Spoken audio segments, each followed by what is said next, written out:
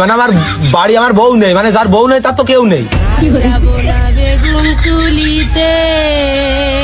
যার বউ নেই তার বলে কেউ নেই। তা তোর তোর বউ নেই কে? ওই আমার ওই বাড়ি ঘর দর ভালো না বলে স্যার আমার কাছে থাকে না। ইস, স্যার তোর মনে হয় গরিব বলে গরিব মনে করে ছেড়ে দিয়ে ভুল কাজটাই করেছে। তা তোর বউ কোনে থাকে? ঢাকায় গার্মেন্টে চাকরি বাকরি করে নাকি?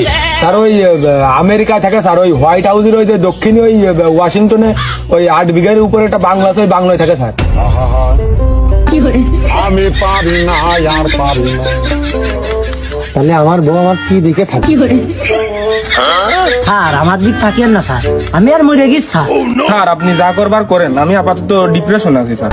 ও বলছে কি রে, তোর কি বাইরে মাঠে 8 শতক জমি আছে, 8 কাটা আছে, আমার তো 8 শতকও নেই। এর বউ বলে আমেরিকায় 8 বিঘের বাংলায় থাকে, তাই তো হোয়াইট হাউসের দক্ষিণে বলে ওয়াশিংটনে।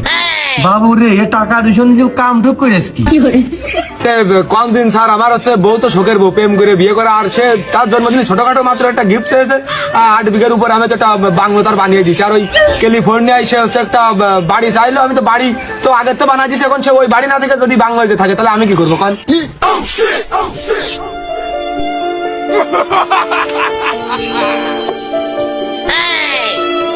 আরে টাকার কথাই দিস নে, টাকার গরম লাগতেছে, আবহাওয়ার গরম না।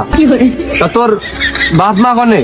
স্যার ওই কানাডা থাকে, ওই আমেরিকাতে তারা আমি বাড়ি করে দিতে চাইছিলাম, কিন্তু তারা হচ্ছে পরে আমার আম্মু হচ্ছে আব্বুকে বুঝালো যে আমেরিকায় ওই বিভিন্ন সময় যুদ্ধ বিদ্রোহ বেঁধে যায়, তো দেখা গেলো বোম টোম পড়ে কোনে উড়ে টুড়ে চলে যায়, যার কারণে সে হচ্ছে যে ওই শান্তিপ্রিয় দেশ কানাডা বেছে নিয়েছে, যার কারণে আমি ওই দেশে পাঠিয়ে দিয়েছি।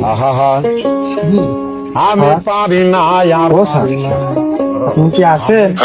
ও স্যার না গেছেন?